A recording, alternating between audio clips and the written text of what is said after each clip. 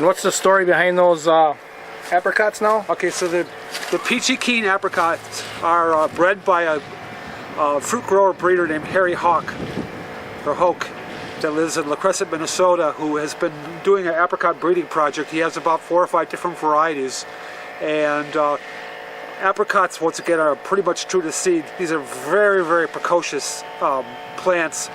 A pit planted in 3 years was 12 to 15 foot high and was loaded with fruit. I got like a half a bushel of apricots on a tree that was 3 years old from seed.